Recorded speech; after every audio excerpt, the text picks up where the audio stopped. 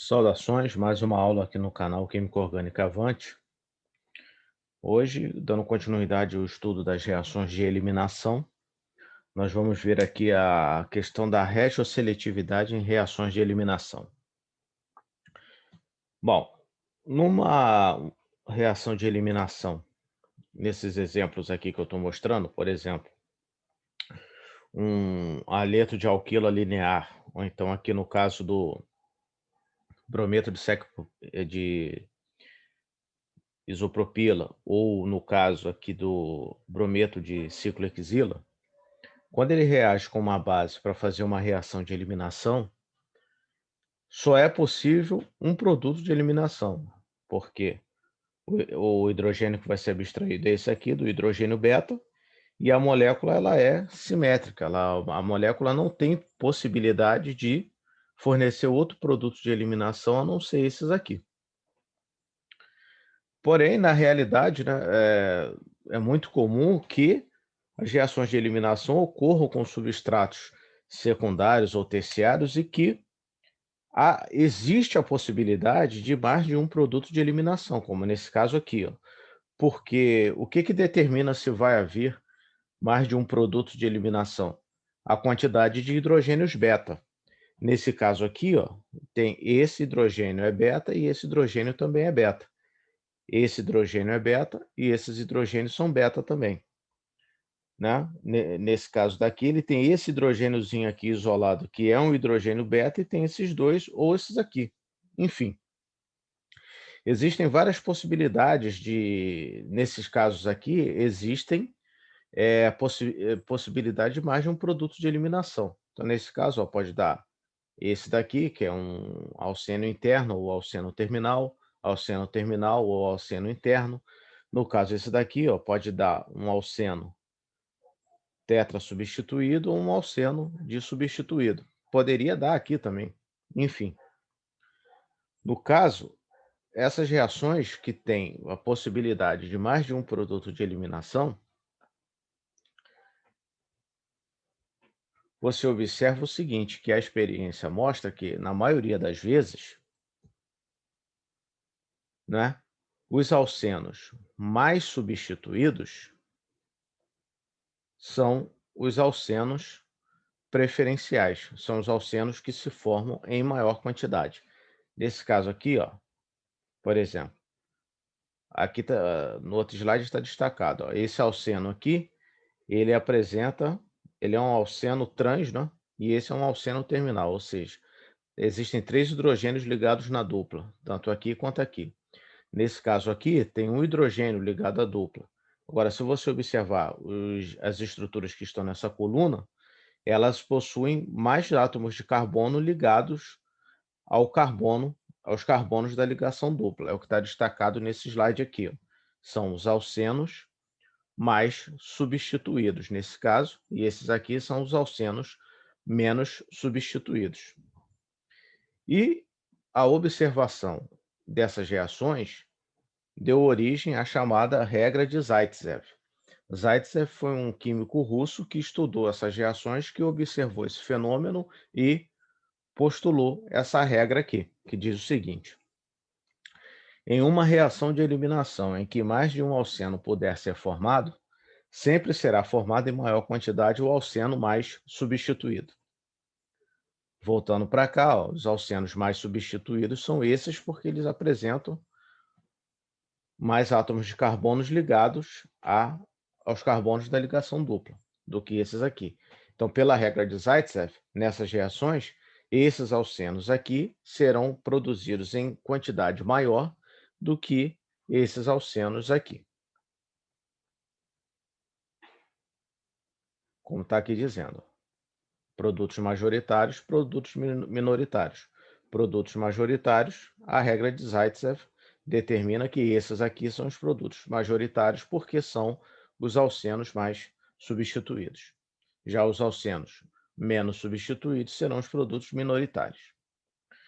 Bom, mas essa regra de Zaitsev, você só vai conseguir aplicá-la e entendê-la, né, e ver se ela está sendo seguida ou não, se você entender dois fatores. O primeiro fator é você identificar corretamente o nível de substituição de um alceno, e o segundo fator é que a experiência mostra que os alcenos mais substituídos são mais estáveis, ou seja, a estabilidade dos alcenos.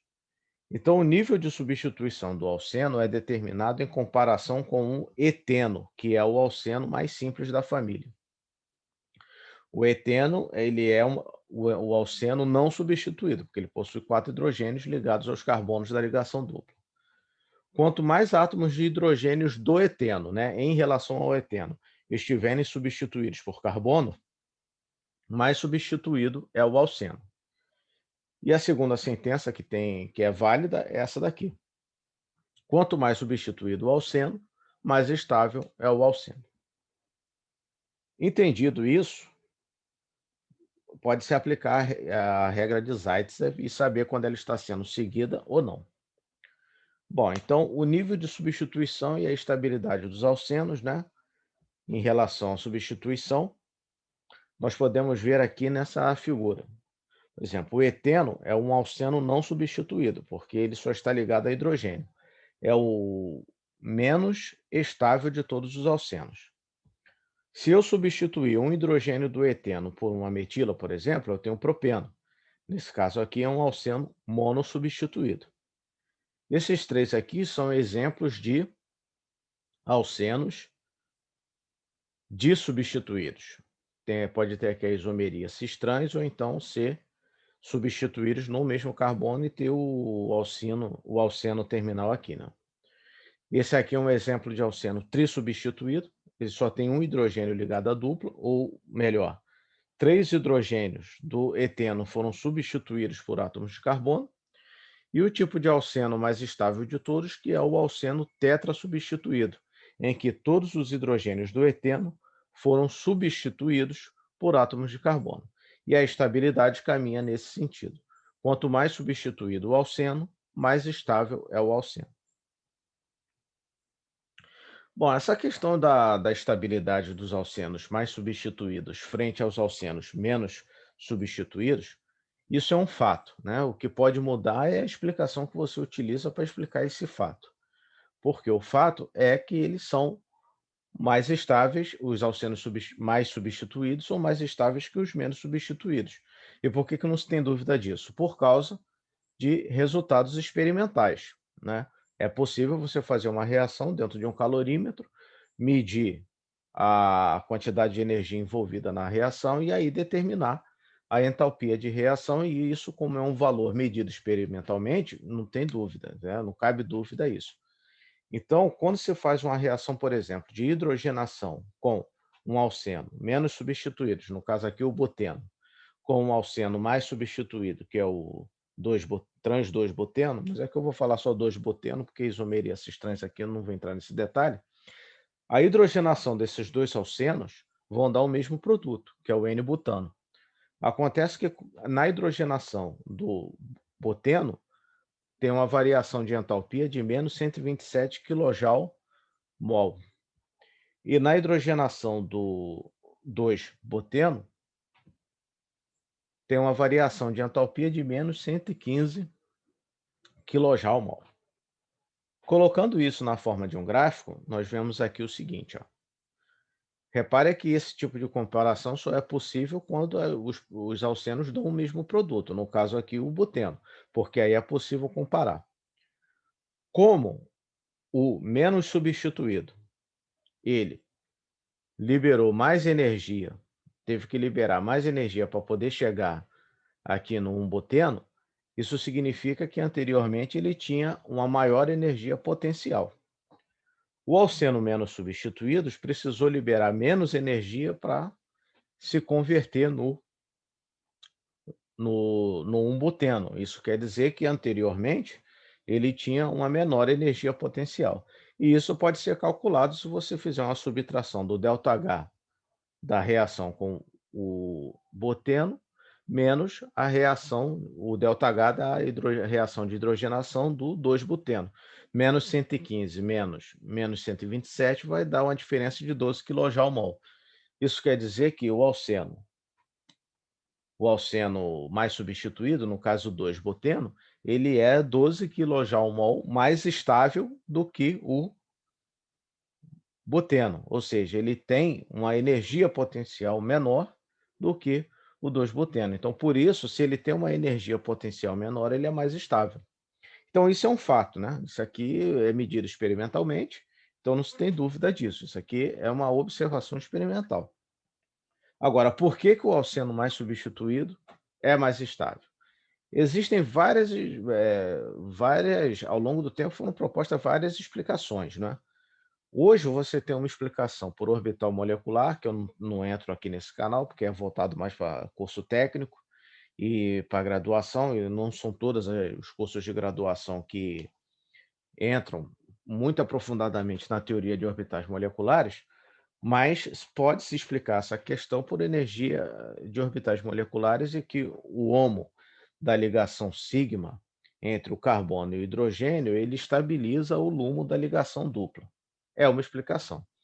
Outra explicação, mas que já não envolve assim teoria de orbital molecular muito aprofundada, e que hoje, digamos que é o jeito principal que nós explicamos isso é pelo conceito de hiperconjugação, né? Lembrando que conjugação, nós estamos falando de deslocalização de elétrons π, e hiperconjugação, nós estamos falando de deslocalização de elétrons de ligações sigma. E tanto a conjugação quanto a hiperconjugação são fenômenos que levam à deslocalização de elétrons. Ou seja, tudo que deixa elétrons deslocalizados confere estabilidade a esse sistema. Elétrons localizados conferem instabilidade a esse sistema.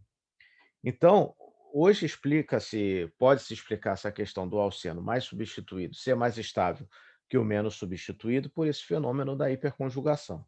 Aqui nós temos um buteno em que ele só tem hidrogênio desse lado aqui, ele só tem hidrogênio nesse carbono para fazer uma hiperconjugação e dar esse tipo de estrutura aqui, ó. Hiperconjugação é isso, é a deslocalização de elétrons sigma. Então, no caso, esse par de elétrons vem para cá, vai formar uma ligação dupla, e o par de elétrons π da dupla vai para o outro carbono, deixando negativo, depois isso volta e refaz a ligação desse carbono com esse próton. Isso se chama hiperconjugação. No caso aqui, uma figura mostrando, né, tentando mostrar os orbitais. Aqui, no caso, o orbital da ligação sigma, carbono e hidrogênio. Aqui, o orbital da ligação π, e eles interagem, né? Isso aqui é a interação dessa parte aqui, ó. A interação desse orbital da ligação sigma, carbono e hidrogênio, com o orbital da ligação π, carbono-carbono. Então, o menos substituído, ele só tem esse hidrogênio aqui para fazer essa reação, nesse caso, né? Aqui do 1-buteno. Quando você parte para o 2-buteno, agora ele tem átomos de hidrogênio dos dois lados da dupla.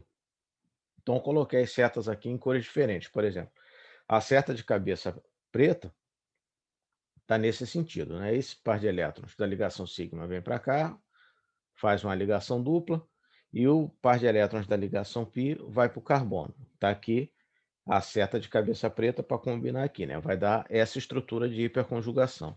Depois, esse par de elétrons reconstitui a ligação dupla na original, e esse par de elétrons aqui desfaz essa dupla e refaz a ligação com o hidrogênio.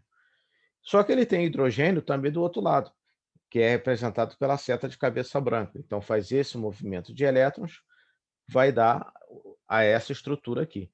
Então, nesse caso aqui, os elétrons, você tem um fluxo de elétrons envolvidos por 4 átomos. Ou seja, os elétrons aqui, nesse sistema aqui, você tem uma deslocalização de elétrons muito maior do que no alceno menos substituído, que nesse caso você só tem deslocalização de elétrons desse lado. No alceno mais substituído, você tem deslocalização de elétrons por dois lados diferentes da molécula, vamos dizer assim, né? Representada aqui por essa figura.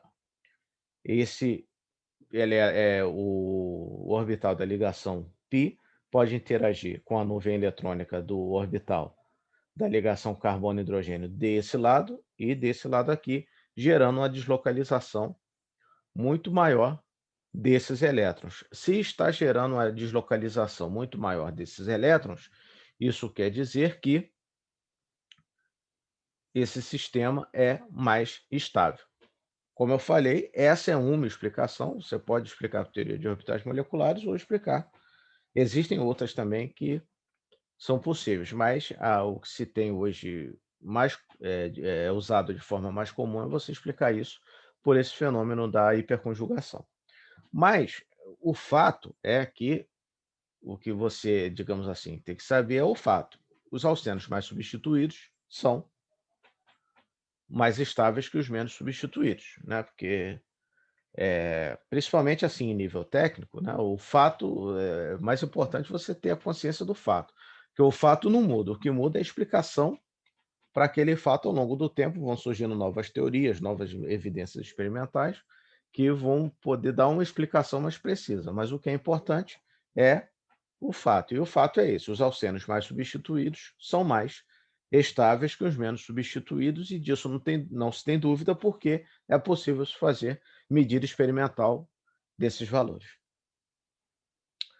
Bom, então, no caso aqui, né, voltando para a nossa regra de Zaitsev, ela te permite fazer a previsão de qual produto vai ser o majoritário e qual produto vai ser o minoritário. No caso dessa reação aqui do etóxido de sódio, normalmente é tóxido de sódio, aqui a gente só representa o ânion, né, a base. No etóxido com o brometo de isobutila, ele pode te dar como produto, então, o trans, o 2-buteno e o N-buteno. No caso aqui, esse aqui é mais substituído, então ele vai ser o produto majoritário. Esse aqui é o produto menos substituído, então ele vai ser o produto minoritário. Isso é o que diz a regra de Zaitsev. Aqui no caso, estou mostrando aqui os estados de transição.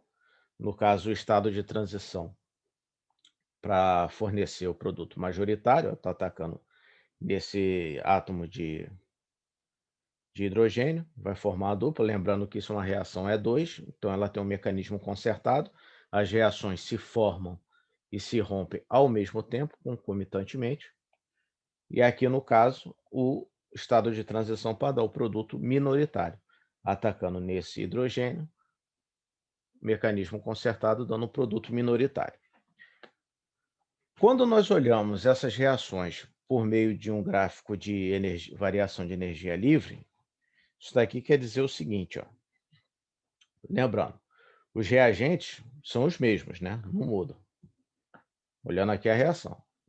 Então, o nível de energia inicial da reação é igual para dar os dois produtos, porque os reagentes são os mesmos. Agora, a partir desse nível inicial de energia livre, eu tenho dois caminhos possíveis. Então, se eu tenho dois caminhos possíveis, eu vou ter dois estados de transição possíveis. O estado de transição 1, que é o que vai dar o produto mais estável, que é esse daqui, e o estado de transição 2, que é esse daqui, que é o que vai dar o produto menos estável. O que faz essa distinção é exatamente o quê? A energia de ativação do estado de transição para o produto mais estável, nesse caso, ser uma energia de ativação menor do que a energia de ativação do produto mais estável. Então, se essa energia de ativação aqui ela é menor, então ela vai acontecer primeiro, ela vai acontecer majoritariamente. Agora, a regra de Zaitsev, ela pode ser violada, né? Existem casos em que a regra de Zaitsev ela não é observada. E quando que isso acontece? Isso acontece quando, numa reação de eliminação em que mais de um alceno puder ser formado, mas a base empregada for volumosa, o impedimento estérico da base fará com que seja formado em maior quantidade o alceno menos substituído. Repare isso aqui, ó. base volumosa, ou seja, uma base muito grande, uma base que tem um impedimento estérico muito grande. Por exemplo, uma base que tem um impedimento estérico grande é o terbotóxido de potássio, que é a base do terbutanol. Por exemplo, nessa reação aqui, quando se emprega etóxido, que é uma base não volumosa, você observa que a regra de Zaitsev ela é seguida. Você tem o produto como produto majoritário, o alceno mais substituído. Agora, quando você emprega terbotóxido de potássio, que é uma base volumosa, você observa a violação da regra de Zaitsev, onde o produto mais substituído vai ser o minoritário e o produto majoritário vai ser o produto menos substituído. Nesses casos, nós dissemos que se chama produto de Hoffmann, então observou a regra de Hoffmann. A regra de Hoffmann vem de um químico chamado Hoffmann, que ele observou, ele estudou algumas reações de eliminação e foi ele que descobriu que quando a base é muito volumosa, o produto contraria a regra de Zaitsev. Então, por isso que, às vezes, no estudo dessas reações de eliminação, nós temos aqui, quando a reação segue a regra de Zaitsev, nós dissemos que temos o produto de Zaitsev. Quando a reação não segue a regra de Zaitsev, nós dissemos que a reação forneceu o produto de Hoffmann. Né? O que é o produto de Hoffmann? É o contrário da regra de Zaitsev. É quando os produtos são formados exatamente no oposto do que prediz a regra de Zaitsev. E isso acontece quando a base é volumosa. Colocando essas duas bases aqui em raios de Van der Waals, né, representando no espaço tridimensional, nós vemos aqui, olha só, que o íon etóxido, ele, por ter esses hidrogênios aqui, ele é uma base que tem um volume menor do que o íon tercbutóxido. O tercbutóxido ele é maior que o íon etóxido, então ele é mais volumoso. Então, quando o íon etóxido vai se aproximar do substrato, no caso aqui eu estou representando também o substrato em raios de Van der Waals, para isso ficar mais evidente, veja bem, esses dois carbonos aqui, internos, vão dar o produto mais substituído. Então, a base tem que atacar esse hidrogênio. O íon etóxido ele não tem impedimento estérico nenhum para atacar nesse hidrogênio. Então, ele vai formar a dupla entre esses dois carbonos e vai seguir a regra de Zaitsev. Porém, quando você passa para o íon terbotóxido, o hidrogênio que deve ser atacado para formar a dupla entre esses dois carbonos e dar o produto mais substituído, observem que agora essa metila aqui começa a ter uma interação com as metilas do terbotóxido, porque ele é uma base mais volumosa. Reparem que aqui não tem, ó, desenhando aqui, não, já desenhei de propósito desse jeito, né? Mas você observa que como a base aqui é muito pequena, essa metila aqui não tem interação quase que nenhuma com o íon etóxido. Agora, quando passa por terbotóxido, independente da posição, né, ou da conformação que o terbotóxido ataque, você vai ter essa interação aqui entre essas metilas. E isso aqui vai causar repulsão eletrostática, é o que a gente chama de impedimento estérico, né? A repulsão eletrostática por grupos no espaço, por grupos grandes no espaço. Então, esse lado aqui, ó, agora, se atacar esse hidrogênio, que vai dar a dupla entre esses dois carbonos, portanto, contrariando a regra de Zaitsev, esse lado aqui é menos impedido, ó, porque aqui tem hidrogênio. Tem dois átomos de hidrogênio, não tem metila. Então, você não tem uma interação muito forte com as metilas da base do terbotóxido de potássio, com as metilas do terbotóxido de potássio.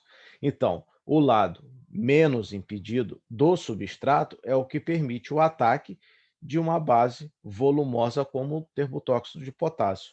Então, você vai ter um produto, você vai formar a dupla entre esses dois carbonos. Então, você vai ter um produto que contraria a regra de Zaitsev, ou seja, você vai ter o produto menos substituído como majoritário. Nesse caso, nós chamamos produto de Hoffmann. Agora, quando você observa o gráfico de energia livre dessa questão, tem que se observar o seguinte: o que a base volumosa faz é alterar a energia do estado de transição, mas ela não altera a questão da estabilidade dos alcenos. Nesse caso aqui, o alceno menos substituído continua sendo menos estável, e o alceno mais substituído continua sendo mais estável. Porém, o que inverteu em relação ao outro gráfico? É que agora o estado de transição, a energia, o ΔG de ativação para fornecer o alceno menos estável, ele,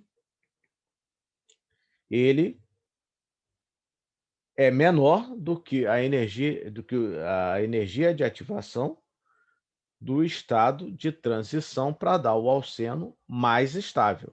Então, por isso que o menos estável vai se formar em maior quantidade, porque quando você usa uma base volumosa, a energia de ativação para dar o produto menos estável é menor do que a energia de ativação para dar o produto mais estável.